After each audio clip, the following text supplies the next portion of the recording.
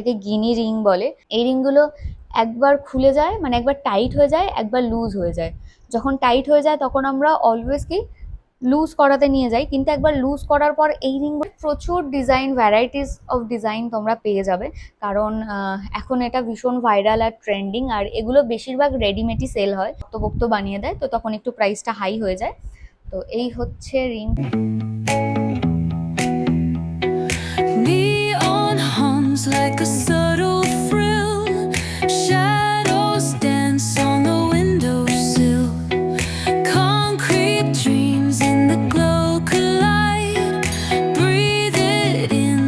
Hi everyone, this is Shushmita and welcome back to my channel. So thumbnail আর title দেখে তোমরা বুঝেই গেছো যে আজকে আমি তোমাদের সাথে এখন কি ভিডিও শেয়ার করব। ইয়েস, তোমরা বহুদিন ধরে অনেকেই জিজ্ঞাসা করছো যবে থেকে আমি আমার গিনি আংটিটা কিনেছি। সো দিদি, আংটিটার ডিটেলস শেয়ার করো, কত কি ওয়েট আছে, কোথা থেকে বানিয়েছো, কত প্রাইস নিয়েছে, অনেক অনেক কোয়ারি পেয়েছি আমি।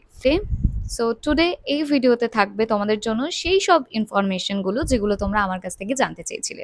তার আগেই বলে দিই, সুন্দর শার্টটা আমি মিন্ত্রা থেকে নিয়েছি। সো যারা যারা পারচেস করতে চাও অবশ্যই তোমরা পারচেস করো, আমি লিঙ্ক দিয়ে দেবো।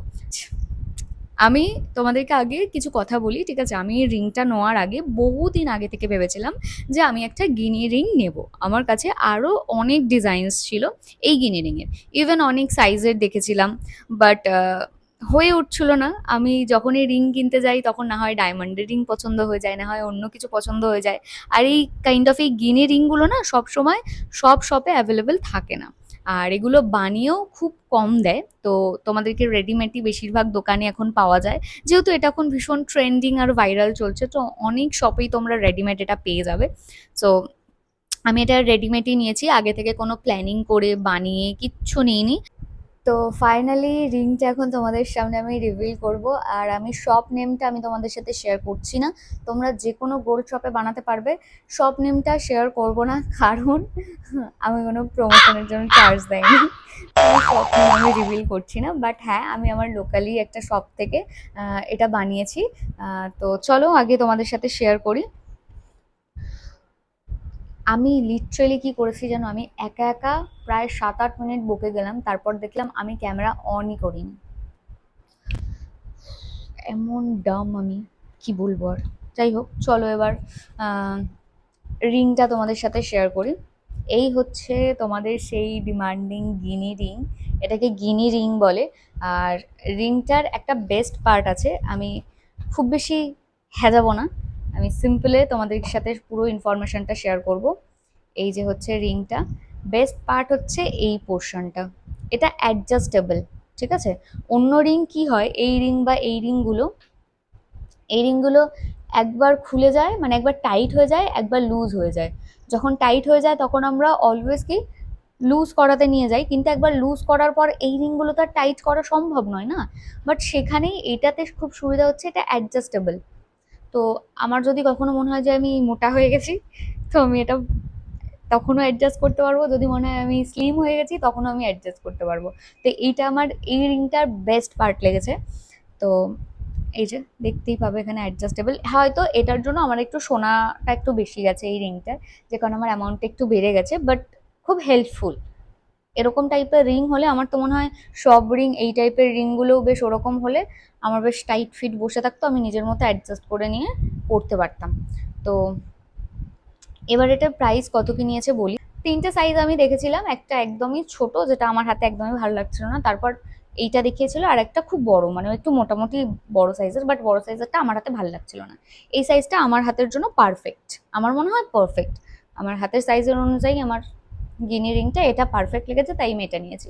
ইন ফিউচার মেবি আমি যদি যদি আমার মনে হয় আমি ডিজাইনটা একটু চেঞ্জ করাতে চাই, বাট যদি চেঞ্জ করাই তখনও তোমরা জানতে পারবে।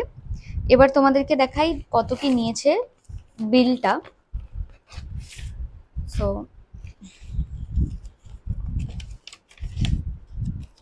বিলটাতে আমি যেদিন নিয়েছিলাম সেদিন রেট ছিল পার গ্রাম 14,995 টাকা, ঠিক আছে?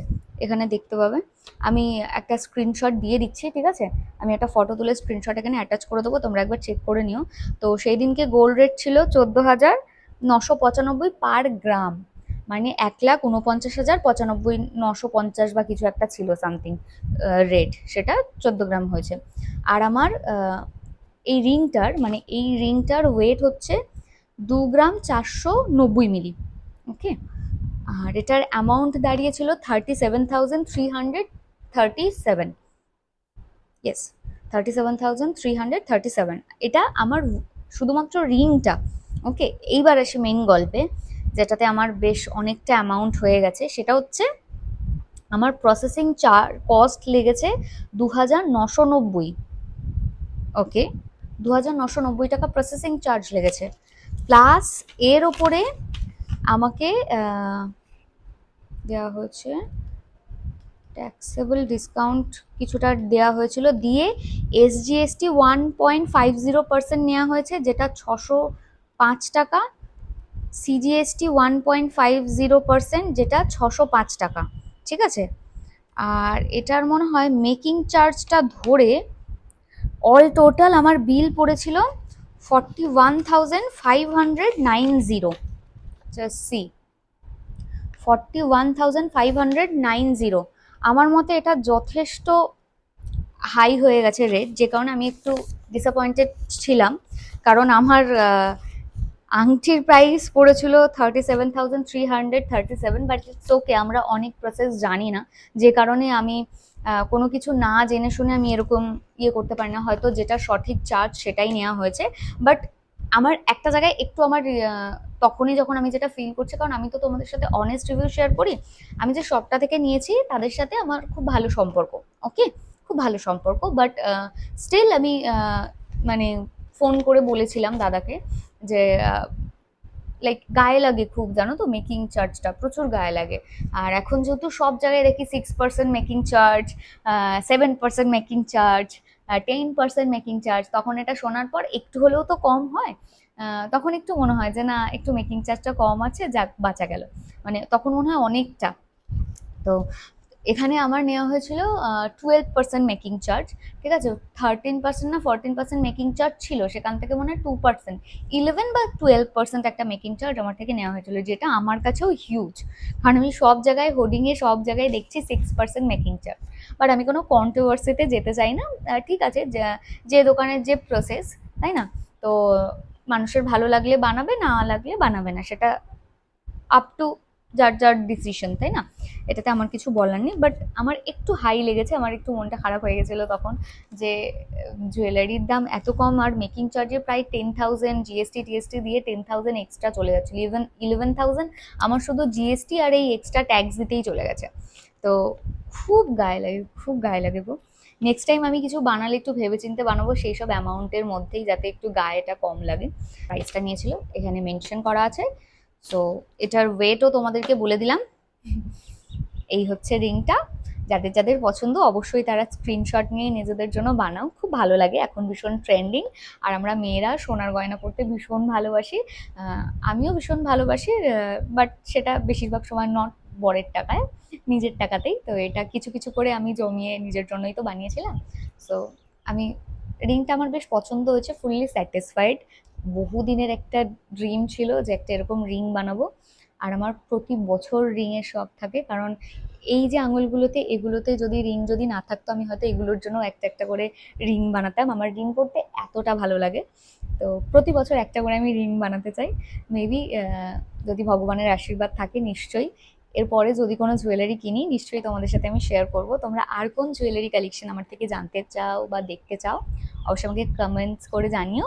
ভিডিওটা ভালো লাগলে অবশ্যই একটা লাইক, কমেন্টস আর শেয়ার করো। দেখা হবে নেক্সট ভিডিওতে। টিল দেন ভালো থেকো, সুস্থ থেকো, আর অবশ্যই আমার ব্লগ দেখো। Bye bye.